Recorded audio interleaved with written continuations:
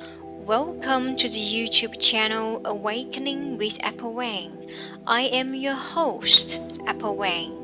The goal of this channel is to investigate spiritual phenomena such as near-death experiences, deathbed visions, past-life memories, and other spiritual communications, as well as alien and UFO encounters, as to demonstrate the immortality of our souls.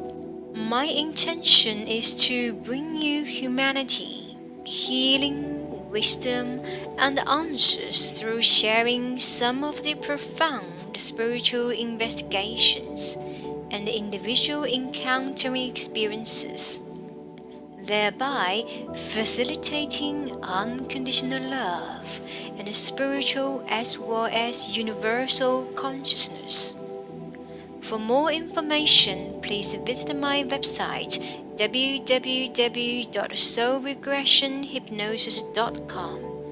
To book a free strategy call, please scan the code below or check out the link at the description box.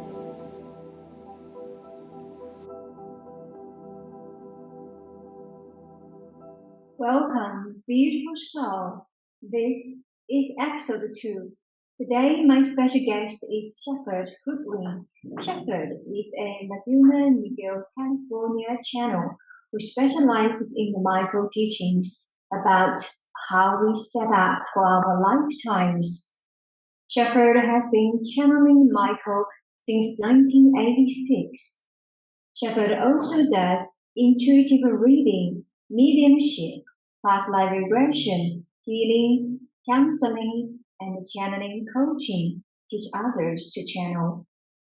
Shephered has been conducting workshops on the Michael teaching throughout the United States and Europe.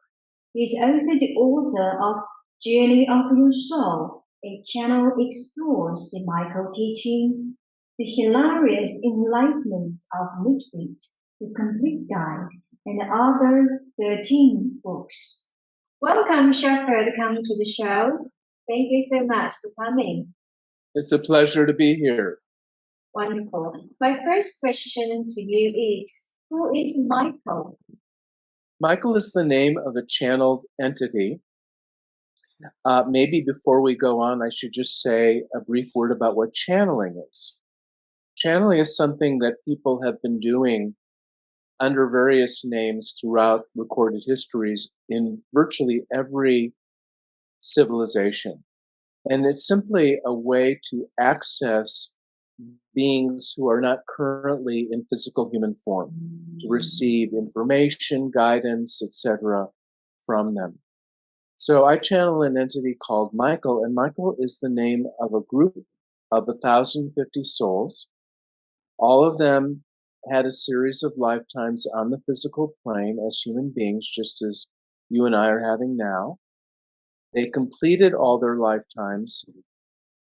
They passed to the second plane of creation, which is called the astral plane, and they began working together more and more as a unit, as a whole. We call that an entity or a spiritual family. Each of us is already part of a spiritual family, but on the physical plane, we're acting more individually or independently. But when we're done with the physical plane, we more and more work together with larger and larger groupings of souls that we are a part of. So they finished with the physical plane, they finished with the astral plane, and now they teach as a team from the third plane, which is called the causal plane. When they first started being channeled by a group of spiritual seekers in the Oakland, California area in 1973, the first question that's always asked under such circumstances is, what's your name, or what should we call you? They said that we could call them Michael simply because the last member of their group in their last lifetime on the physical plane had a name that was what today we would translate as Michael. So we called the Michael entity. they started being channeled through this group in 1973, and in 1978 or 9, the first Michael book was published. The author was a well-known author named Chelsea Quinn Yarbrough, who was famous for her horror novels. But she knew the founder of the group and published this book, which became a best-selling book. And 3 more books were published in that series by that author. The second was called More Messages from Michael, etc. So as the word spread about this, a number of other people started channeling the Michael entity and contributed to the body of knowledge that we call the Michael teachings. Wonderful. Are there other entities that who are doing similar work as what Michael is doing? Yes, so the Michael channeling is unique in that there are thousands of people who are channeling beautiful, spiritual, uplifting, insightful information from higher planes. And there are a lot of channeled books out there. But the Michael teachings are the first time that we know of that anyone has channeled a whole system of knowledge, which is what we're going to be getting into in this interview. By system of knowledge, I mean it's a body of information that has its own unique terminology and understanding of how the universe works. So if you think of, for example, astrology as a body of knowledge with its own terminology and way of understanding the universe, the Michael teachings is similar, although it's not astrology, it's different. But it's similar in that it's this whole body of knowledge. So Michael was the first that we know of that has done this. There are other people who have read the Michael books and started channeling related entities, not exactly Michael. For example, there's a woman in Munich, Germany, who read messages from Michael in the 1980s, started channeling and thought she was channeling Michael, but it turned out she was later told that she was channeling a, quote, cousin of Michael that they call in German Die Quelle, or the source. So Varda has actually published 9 books about the teachings that are really very similar to the Michael teachings, but it started with the Michael teachings. Wonderful. So you mentioned that Michael is an entity that constitutes 1,005 souls. What does the actual structure looks like? One of the things we'll get into as we go along in this interview is a core idea of the Michael teachings, which that there are 7 different types of souls. Most spiritual or religious teachings believe in the soul, but I think most people assume that all souls are basically the same, made of the same stuff. People don't really even question that or think about it. One of the groundbreaking things about the Michael material is the insight that there are 7 different kinds of souls, and they are constructed differently, rather like the way that you could talk about all cars and trucks being vehicles, but some are pickup trucks, some are SUVs, some are sedans, some are hatchbacks, and even though they're all vehicles, they're designed a little differently, and that's how it is with the soul. So the Michael entity, a group of 1,050 souls, consists exclusively of 2 of those 7 soul types, and those are called warriors and kings. And the fact that they are made up of all warriors and kings gives them a practical, grounded, you might say down-to-earth quality. They're very straightforward, they're blunt, as is the case for warriors and king souls. Wonderful. I recall my chart looks really complex and incredible. Could you please give us an overview of the chart? So this is your chart, Apple, and maybe when we're done here, you would like to post this PDF somewhere for people who watch the videos, they might want to see it a little better. But this is called a Michael reading chart. It consists of about 25 pieces of information that has to do with how you, as an eternal being, set up your series of lifetimes here on Earth. So the top half of the chart is essence, and essence is almost synonymous with soul. So it's the type of soul you are, and everything in the essence half of the chart is true for you in every human lifetime. A basic tenet of the Michael teachings is that we are eternal souls who reincarnate over many lifetimes. But the teachings won't make any sense if you reject that, except that even if you do reject reincarnation, you could view some of this as just a really clever personality system. But that's the basic idea here. So all of this will be true of you in every lifetime, other than when we talk about these soul relationships, essence, twin, and task companion, the status of those souls will change even throughout a lifetime. But the basic information stays the same. And the bottom half are the overleaves, and the overleaves lay on top of your essence and can change from lifetime to lifetime. So the bottom half of the chart is your personality, and it can change. So the very first thing we're going to encounter here under essence is your role, and those are the 7 types of souls. So we have servers and priests who are inspirational, because it's on the inspiration axis.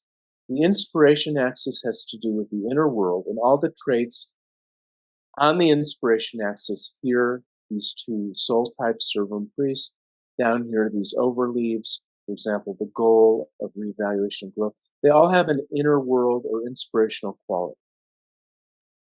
Then if we jump over here to the action axis, we mentioned Michael being warriors and kings. They're more concerned about the outer world. And bridging these 2 is the expression axis, and the expression brings what's in the inner world into the outer world through expression. There are 2 roles or soul types that are on the expression axis, and that's artisan, which is what you are, and sage, which is what I am. So we are creative people. We like to express ourselves. We have a lot of insight, bringing what is within us into the outer world. And then on the far right, we have the assimilation axis. So that's like the library that sits outside of this continuum of inner to outer and provides a neutral resource for all the others. And this role on the assimilation axis is called scholar. So the first 3 axes are divided into ordinal and cardinal, which is ordinal means it's like the detail, and cardinal means big picture. So here on the expression axis, artisans are ordinal, so they like to express into form, into the details in life, and that translates as being creative, whether it's with words or music or painting or basket weaving or cooking. Anything creative in form is the domain of the artisan. And because sages are cardinal or more big picture, we are expressive in the realm of ideas, which are more abstract, big picture. So sages are always seeking insight. Artisans are always seeking innovation. So these patterns of the 4 axes, ordinal, cardinal, or in the case of the assimilation axis, neutral, neither ordinal nor cardinal, continues on at the bottom of the chart with the overleaves.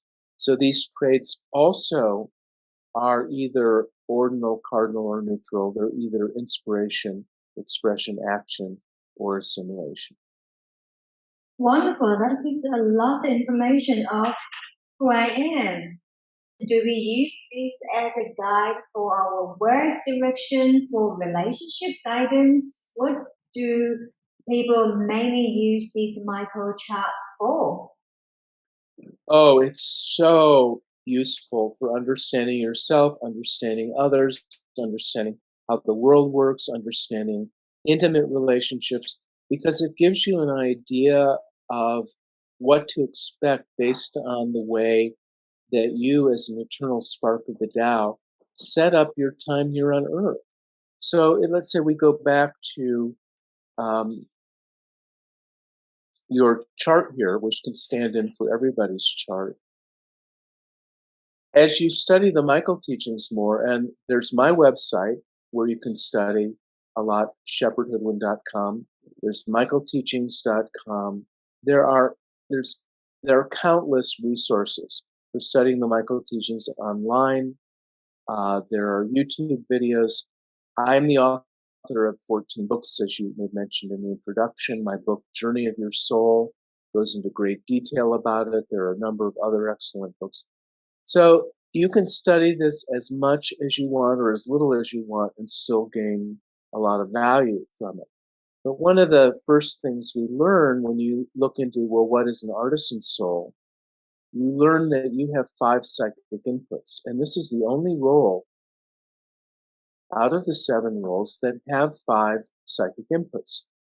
Now, imagine a stereo receiver, like we used to have in our living rooms, and then we'd plug into the back of it a phonograph and a cassette, and CD player, and the television set. These are all inputs, meaning that you can plug different things into them. And souls have inputs. Every soul has one input for current reality. We have to have that. We have to have one incoming psychic channel that tunes into the world as it is around us in practical reality. I hope you're enjoying the show so far. Now, please allow me to share a little bit about myself. As a professional working in the field of helping people, I have an advanced diploma in clinical hypnotherapy and psychotherapy. I'm also specifically trained in past life regression, quantum healing hypnosis technique, and life between life therapy. With this profound technique that I have learned, I have been helping many of my clients, particularly in the area of relationship healing and pain management. Hypnotherapy is a rapid transformational technology using the hypnotic arts and sciences that is designed with the purpose to create positive changes and therapeutic effects. This safe and natural process normally begins with deep relaxation, often involves guided imagery and suggestions. Through identifying the root cause of a challenge, it helps to break old, destructive, and even harmful patterns and habits. Thus, facilitates subconscious relearning. The hypnotic state is a spontaneous process that happens in our lives all the time. Some are concerned about losing control or being manipulated. Such myths and misconceptions are due to the lack of proper understanding about this natural process. To learn more about hypnotherapy and what I do, please visit my website. You're also very welcome to book a free initial strategy call with me. Scan the code or check out the booking link at the show notes. Thank you.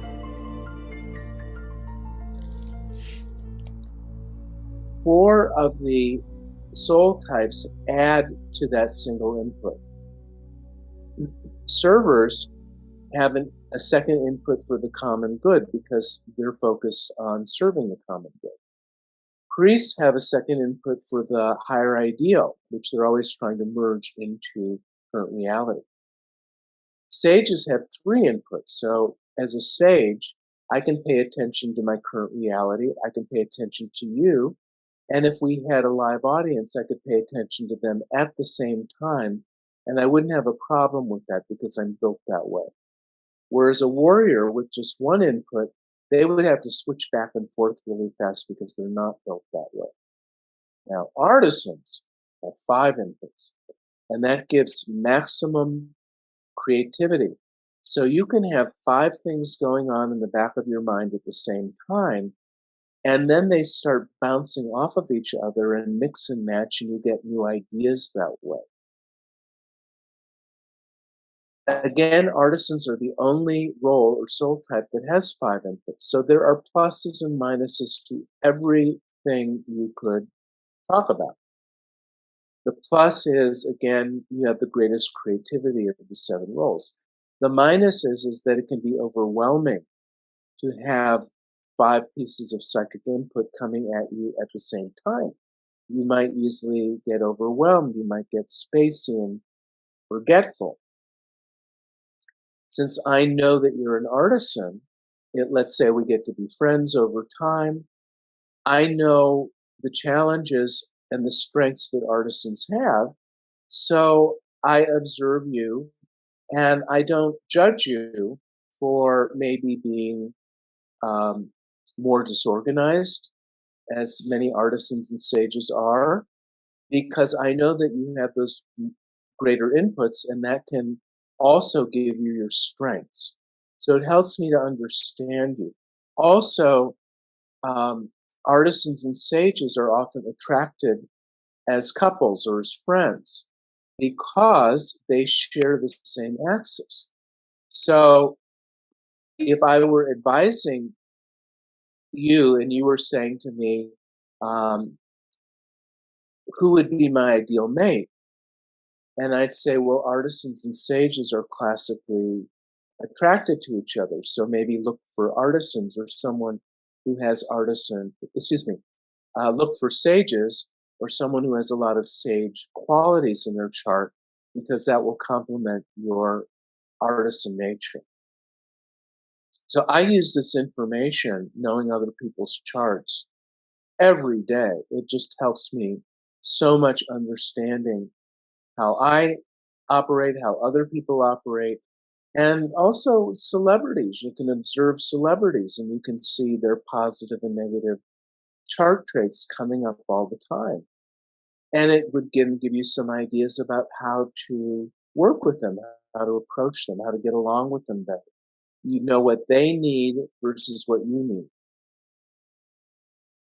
Wonderful. That seems to me that the chart, we can use it to actually measure the compatibility to a degree if we are having trouble with our relationships or our business partners. Would you say so? Absolutely. And also, in addition to having someone's Michael chart, if you also knew astrology and had their astrological chart, that could help. They're not going to be the same thing, but they're going to give you more information to help you understand. And then let's say you also had the person's numerology based on their birth date and their name and such. That would give you still more information. Maybe you had their Enneagram number. Maybe you knew their Myers-Briggs, INFJ, or whatever for someone. All of these are different and complementary systems that don't tell you the same thing. But for me, the Michael charts are the most useful and most basic and important. That explains not only just this lifetime, like astrology, but it explains who this person is as a soul. Wonderful. And how accurate would you say this? Does it change over time? There's not much on a Michael chart that will change. If, let's say, we go to the bottom of your chart, and when I channeled this, which was in January of this year, your soul age, which tells you what your lessons are about, your true soul age is 5th level old or context focused. But you were at that in that month manifesting one level younger, which is fourth level. So if you later had me update your chart, that may have changed. But usually for an adult, you're really not going to find much, if anything, that has changed on a Michael chart. In terms of accuracy, if I'm the first person to channel a person's chart, the feedback from people is that the material is very accurate. People do validate it as fitting them very well and making a lot of sense.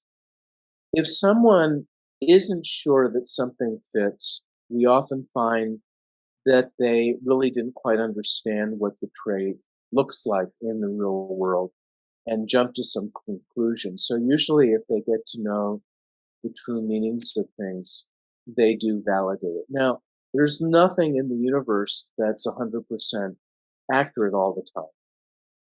There's nothing perfect. So we all make mistakes. We're all evolving. I could make a mistake. Michael could make a mistake. But in general, from the feedback I get, the accuracy level is very high. Wonderful. So the essence twin is I am a warrior. So warrior and artist that explains my true soul character, isn't it? Your essence twin. Your essence twin is your twin soul or your twin flame. And it's another soul that most of us team up with at the beginning of our grand cycle on Earth before our first lifetime. To have a growth partner to reflect us back to ourselves. And on a soul level, it's the closest bond that one can have. But on a personality level, in terms of you being Apple Wang in your day-to-day life, there may be other souls who are actually much more important in your life. So according to my channeling, your essence twin is a warrior soul who is currently in a male body and whom you do not plan to meet in this lifetime. There's something called bleed through, where when your essence twin has a role or a soul type different from yours, some of their energy blends into yours. You get the most bleed through if your essence twin is discarnate, meaning they're not in a body, busy with their own life, so they can funnel a lot of their energy into you. If your essence twin were to die tomorrow, you would immediately start having more warrior traits.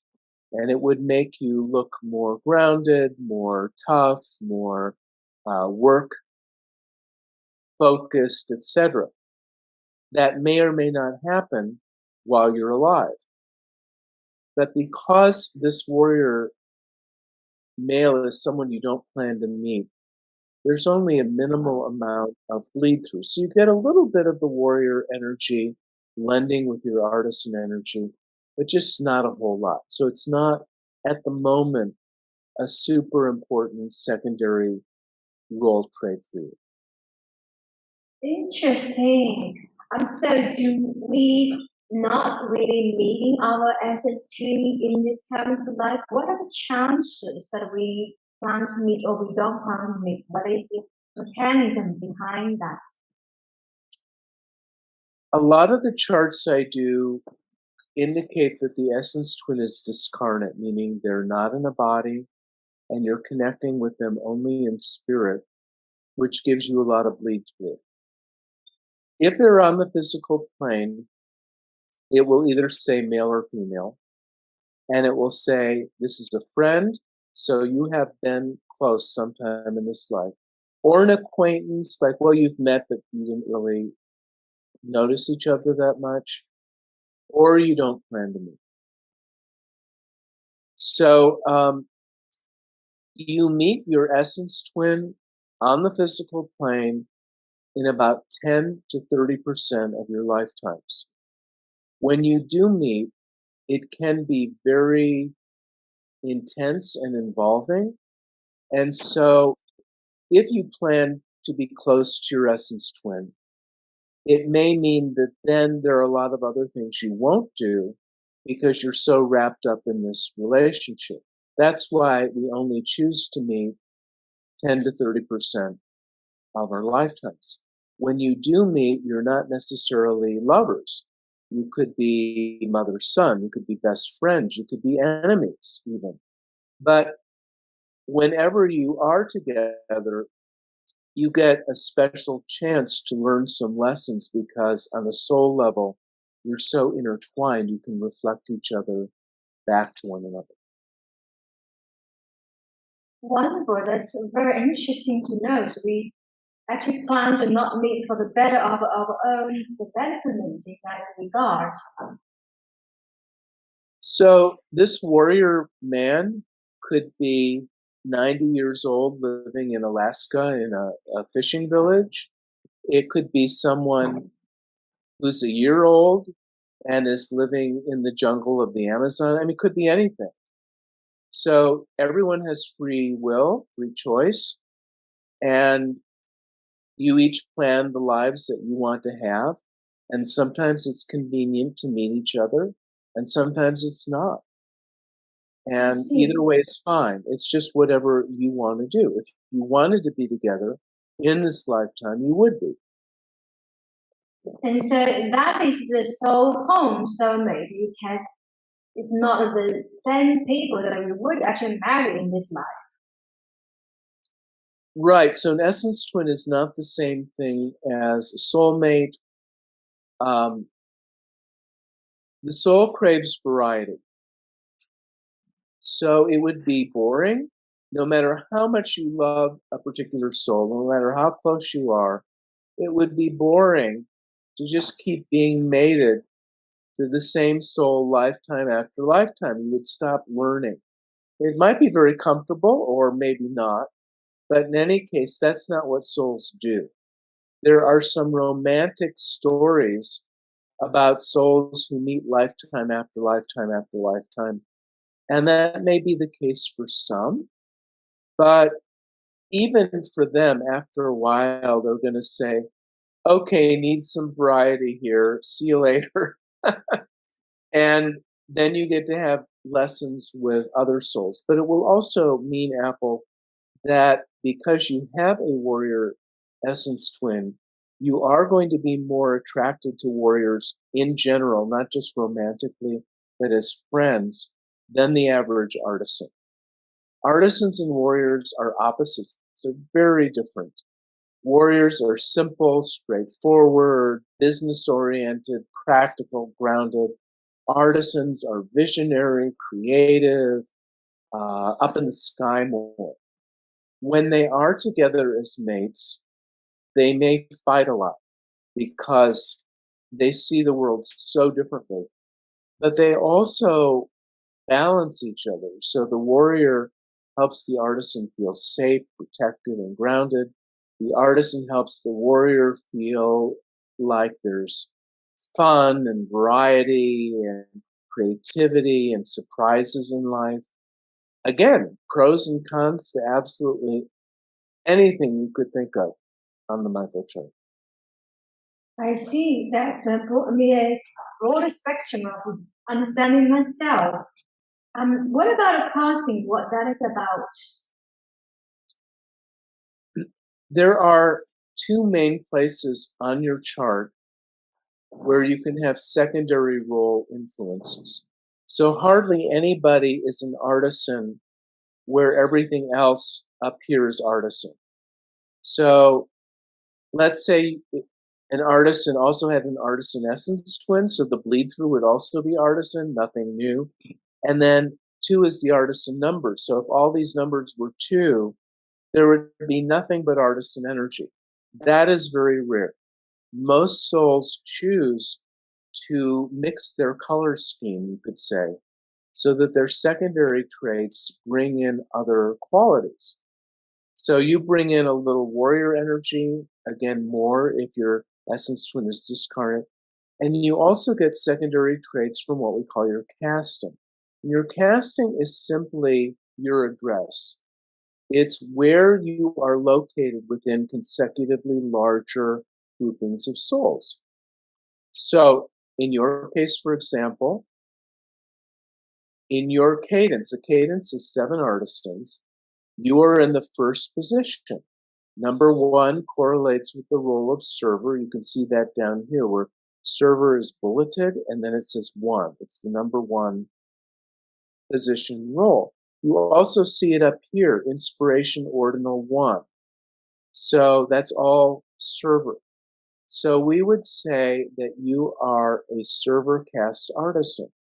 And that means that as an artisan creator, you especially like to create things in the world or the domain of the artist, of the server. And so you like to create things that help other people because servers are all about helping others. They're all about service to humanity. For example, making sure that everybody has food to eat, clothing, shelter, as the basic number 1 needs handled. So your creativity is especially focused in the server domain. I have a first cousin who is a server caste artisan. She's a wonderful cook, and she cooked the family a delicious Thanksgiving dinner, and then the next morning she took all the leftovers to the homeless shelter. And I thought that was an excellent example of a creative artisan using her creativity for the common good by donating the leftover food to the homeless. Now, your cadence, which is 7 artisans, is in a larger group called a greater cadence, which is 49. It's 7 cadences.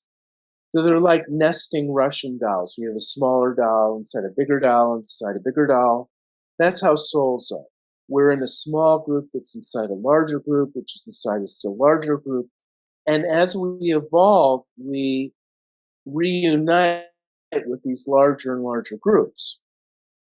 So your whole cadence, your group of 7 artisans, is also first in its greater cadence. So you have double server casting, and that means that it is very strong in you. So your strongest secondary role trait is server. In fact, someone who knows this material and met you might mistake you for a server because of that double server casting. Now, I don't know you, Apple, at all. Does what I say about you make sense? Yes. My work as a hypnotherapist, as a healer, I'm not providing food or showers, but I think what I do is, in essence, I provide people a tool and that enables them to feel safe, to find their own shelter and food. It's not a direct server, if that makes sense. Yes, older soul servers, you're not a server, but you have that strong secondary, and you are an older soul because you're 5th level old, meaning that you as an artisan are almost done with the physical plane.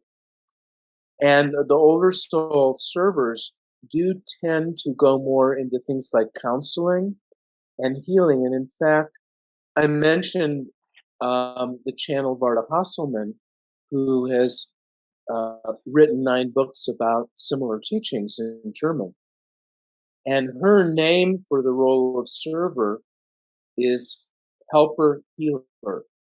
So there you are, you're a healer, and that is your strong secondary, the help of you. That totally makes sense. I can see that I'm here doing my work that is to help the community. And because you're an artisan, you're going to do it creatively. So, for example, if you're doing healing for someone, you're probably able to be spontaneous and make up new techniques as you go along, rather than doing the same old thing with every client. Am I correct? Absolutely. That Yeah, created well, that's the nature of the artisan. Artisans get bored easily, so they want to keep creating new things. It's wonderful. I just enjoy being creative. I design different scenes, different story that when I put clients into trance or when I teach yoga or lead a meditation session.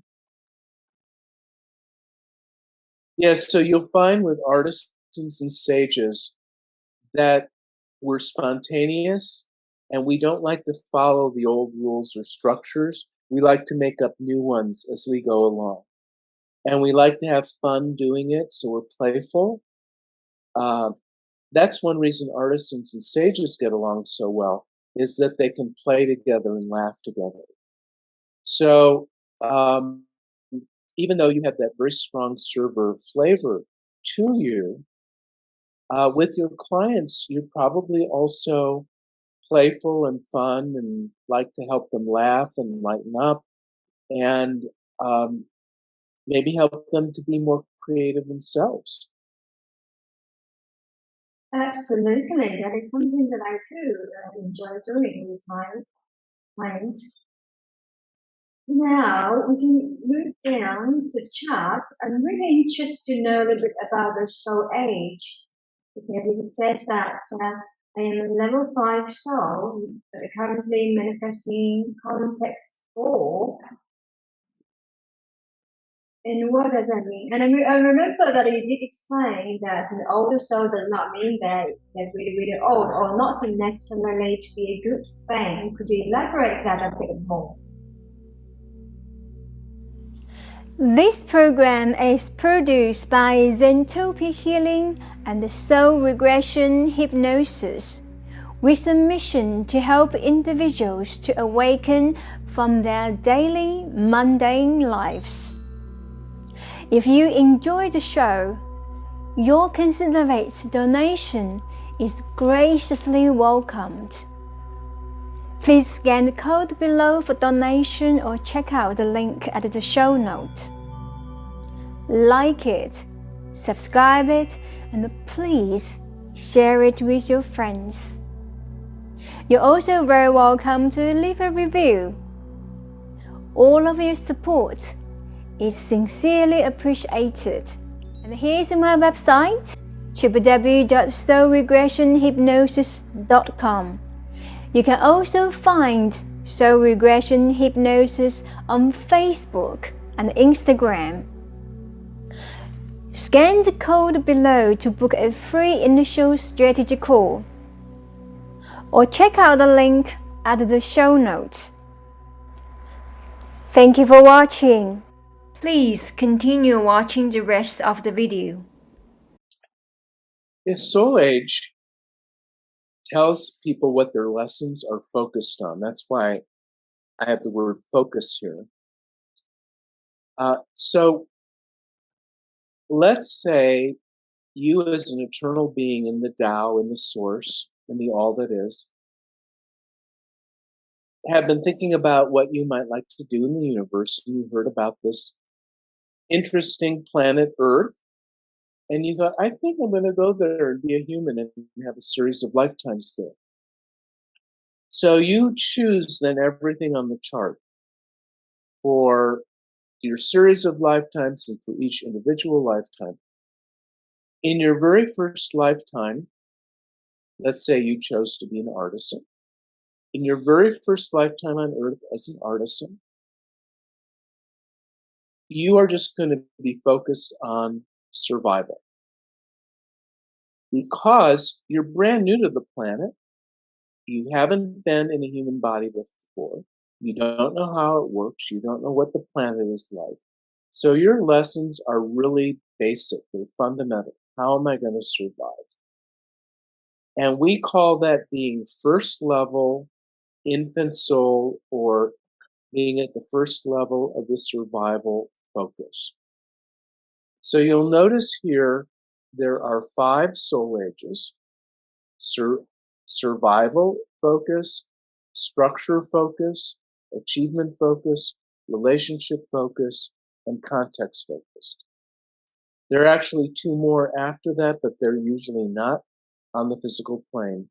We do them on the astral plane and the causal plane as we reunite with our soul families. And then here you'll notice there's 1, 2, 3, 4, 5, 6, and 7.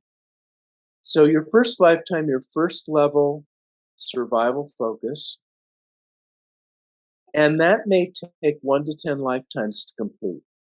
It just depends on you, how deeply you want to go into that experience, how successful you are at making the various life transitions during first level survival focus. And so you finish first level, you go to second, that could take a number of lifetimes, then third, fourth, fifth, sixth, and seventh. When you're all done at seventh level, infant soul, then you go to first level structure focus, or baby soul. And again, you take several lifetimes to go through first, second, third, fourth, fifth, sixth, seventh level. At the end of seventh baby, you go to first level young, or having an achievement focus, and so forth. So you get toward the end, and your focus is on context. So let's zoom out a little bit. Your first many lifetimes, you're learning how to survive. Maybe you come into tribal cultures where life is pretty simple, not easy necessarily, but you can understand it. You learn what you need to do to survive.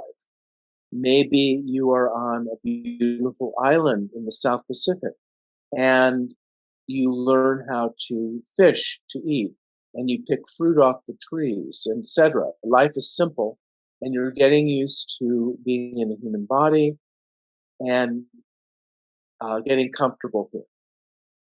Once you know how to survive and you've completed all 7 levels of the infant soul cycle, then you start to get a little bored with that. And you say, okay, now I want to join into larger groupings of souls.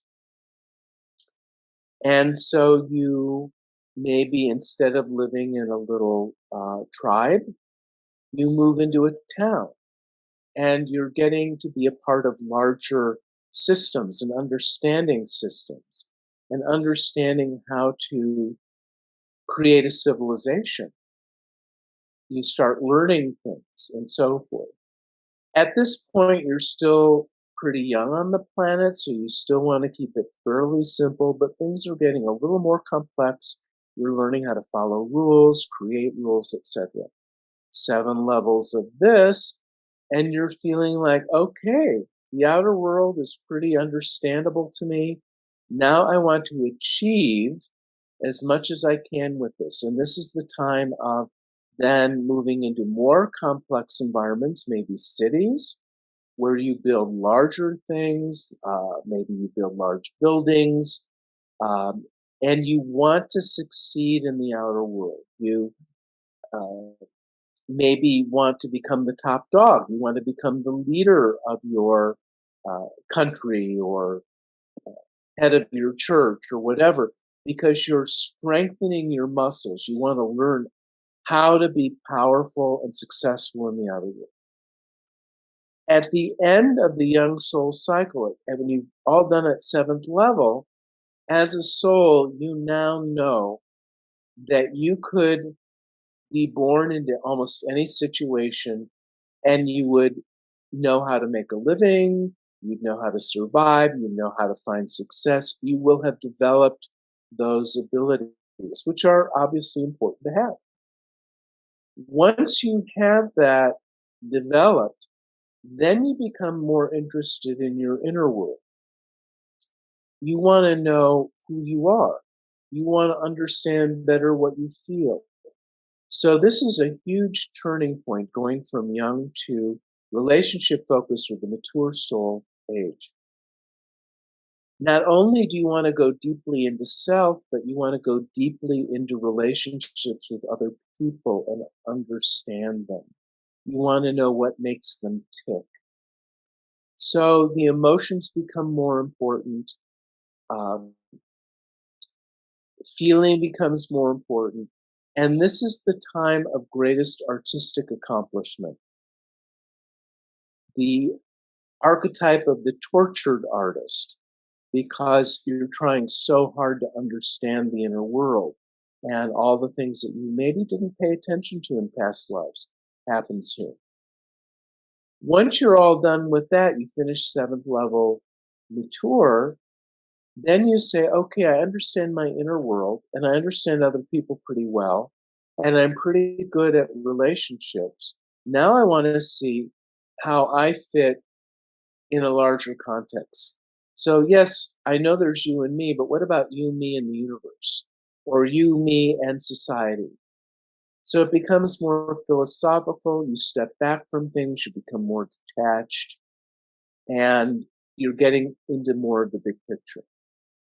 When you finish that at 7th level old, you say, okay, I'm feeling pretty complete with the physical plane, with the human body. And you do something we call cycling off, which means you graduate from the earth school and you're full time on the second plane of creation out of 7, called the astral plane. And you wait for other members of your soul family to also finish, and you start recombining with them. Some people confuse your soul age with your spiritual advancement. It's part of your spiritual advancement, but it's not the whole picture. Also included in your spiritual advancement are all the choices that you've ever made in any of your lifetimes. If you have chosen love more often, you will be more advanced as a, let's say, 3rd level young soul than someone who's gotten to be 7th level old who hasn't worked very much on love. Maybe they still have anger issues. Maybe they're still blaming other people. Also, if in a lot of lifetimes you have done deep meditation and other spiritual practices, you can be more spiritually advanced at the younger soul age than someone who's at an older soul age. There's also the question of how many previous grand cycles you've done. In your case, it's 10. The average person on Earth has had 4.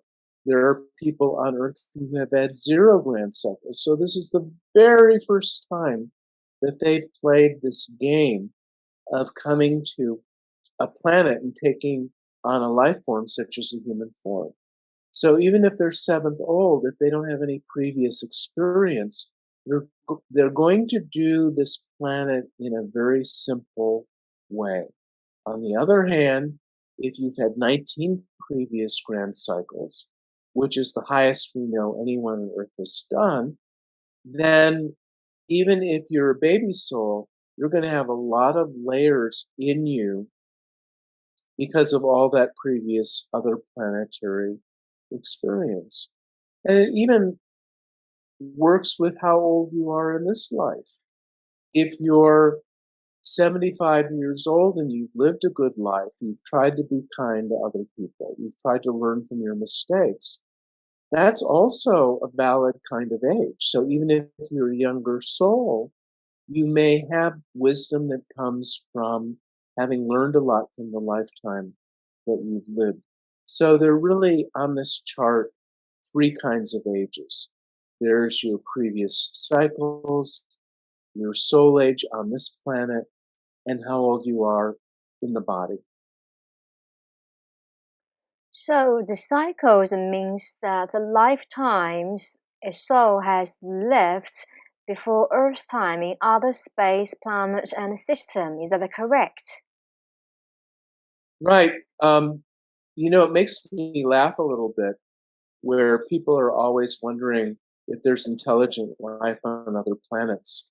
And, the universe is so unfathomably large that it's just common sense that the universe is teeming with all sorts of intelligence. In fact, there is nothing that is not intelligent. Even a rock has its own intelligence. So there are many, many options. If you are a sentient being who wants to play this game of coming to a planet like Earth and taking on a life form such as the human form. And so there would not be a lot of incentive to keep coming back to Earth and being a human for more than one cycle when there are just so many other interesting alternatives. However, humans share Earth with another sentient species in the oceans. These are the dolphins and whales, the cetaceans. And they are, in fact, a little more advanced in consciousness than human beings are. But because the dolphin and whale's bodies cannot manipulate their environment, they can't write books or build skyscrapers. So it's a different kind of experience. Wonderful. Now, you have channeled over 10,000 microchannel readings, and half of them being mature souls, and the old souls coming second, and the younger souls come before 10%. That's the baby souls. And what does that actually tell you as in how human evolved over the years? People who come to me to order charts are probably going to be older souls. Because if you're a younger soul, you might be very intelligent and very gifted and a wonderful human being. But if you're a younger soul, the chances are that you have your hands full just dealing with the outer world.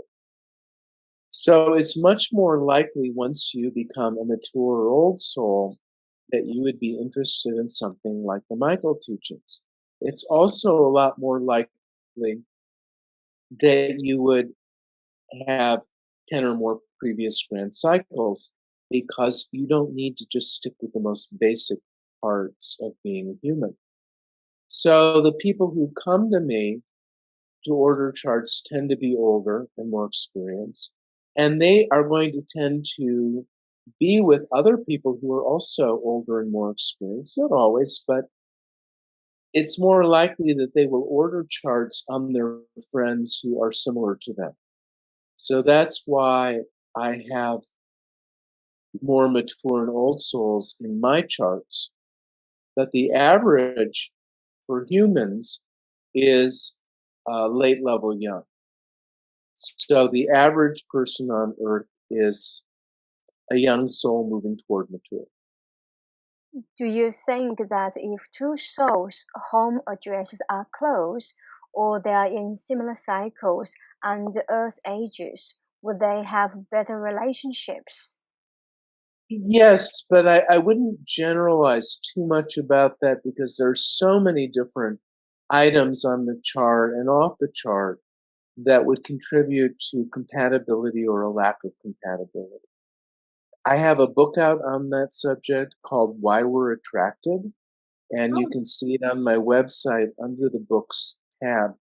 But yes, in general, people who are close in soul age to you are looking at life in similar ways, and that can be a useful compatibility.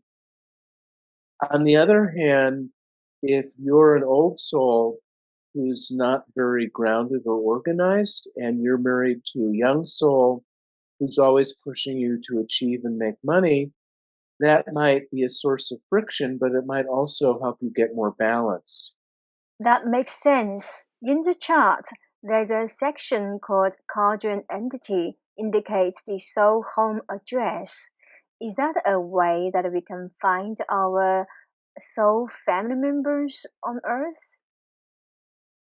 This item on the chart called Cadre Entity is your soul family.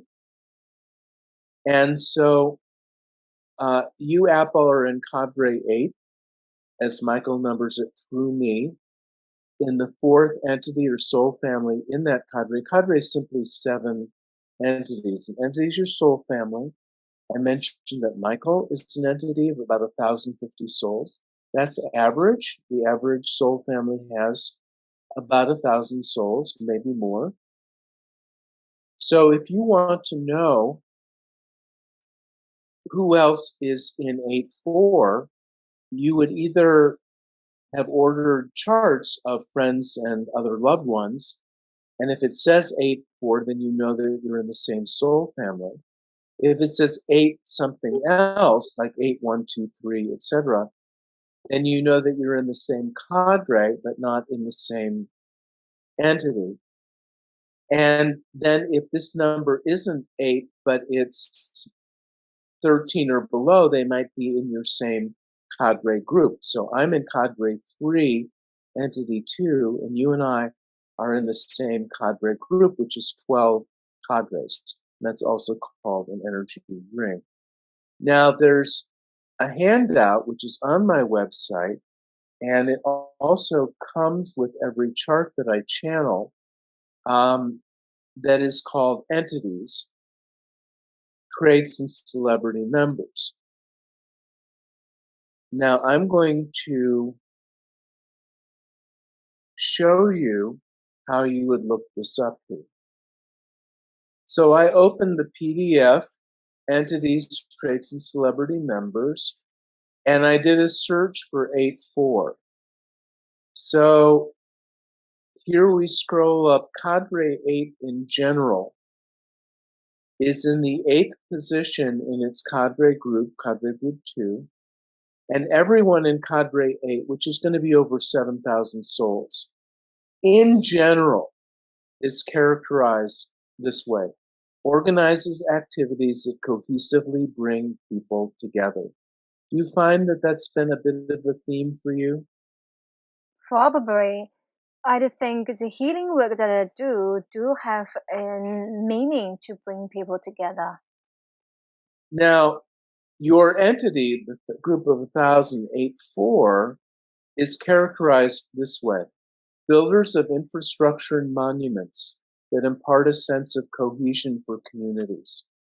So as an artisan, it's likely that you've had many lifetimes where you helped to build infrastructure and monuments.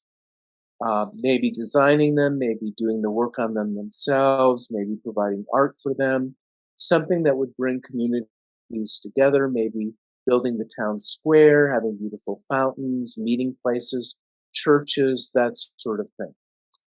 So that characterizes it. Here we have some celebrities that I channeled as being in your entity. The actress Amy Adams, are you familiar with her? Yes. Yeah, she's a big movie star. Lady Gaga, you've heard of her. She's an artisan and she's in your entity. Yeah. So all these people you can look up, and there are many, many more that haven't been channeled. Wonderful. It's such an honor to have the opportunity to learn the Michael Teachings chart today. We're about time, and I'd love to invite you to come back to finish some of my other questions. Thank you so much, Shephered, for coming to the show today. It's a pleasure. Thank you. For the audience benefit, this is my full chart of the Michael reading. If you would like to have a reading or healing session with Shephered, please visit his website www.shepherdhoodwin.com or email him at shepherdhoodwin@gmail.com. Thank you for watching. We shall see you at the next video.